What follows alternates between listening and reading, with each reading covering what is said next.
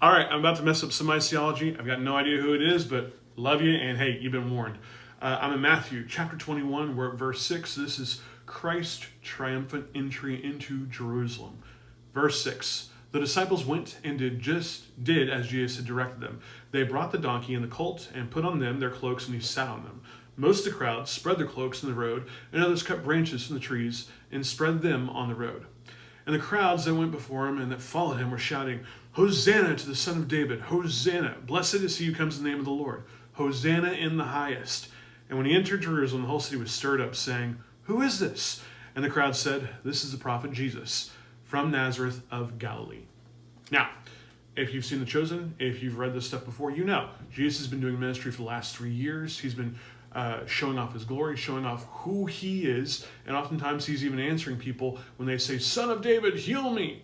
They're recognizing that he's the seed of David that is sit on his father's throne forever. They recognize some of this stuff. But here's the interesting part. They specifically say, Hosanna in the highest. Now, his fulfillment, Jesus' fulfillment, is technically speaking when he's choosing to ride upon a donkey, or the colt rather.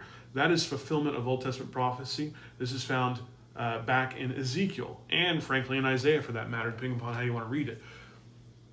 Hosanna literally means save me. Lord, save me. Okay? They're assuming that he's going to sit on his father's throne, fulfill the prophecies, become king, rule upon this earth, and destroy the Roman Empire. You and I oftentimes worship Jesus, love Jesus, pray to Jesus, and oftentimes say, save me, O Lord. And we do so, of course, after salvation, because oftentimes we apply that to our day-to-day. Save me, save me, save me. And what do we do it with? From.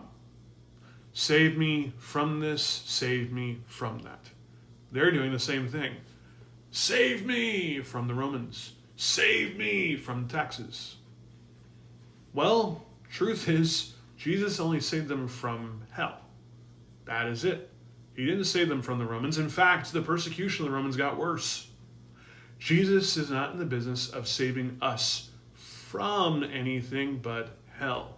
Jesus is saving us for things, saving us for healthy relationships, saving us for the next phase of our life, saving us inside maybe sometimes our work-related business, okay? Not always from a career, but for being better stewards of what God has already given us. For this thing, for that thing. It's not a remove me, free me from this necessarily. It is a for, become more like him. It's an inputting of grace, not ripping you out of gracefully a situation.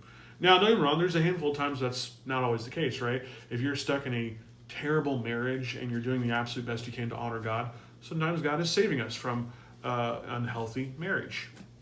Happened to me. I'm not saying I did a great job all the time. Absolutely not. But there are also times where I can recognize, you know what? The Lord did save me from this in order to save me for this.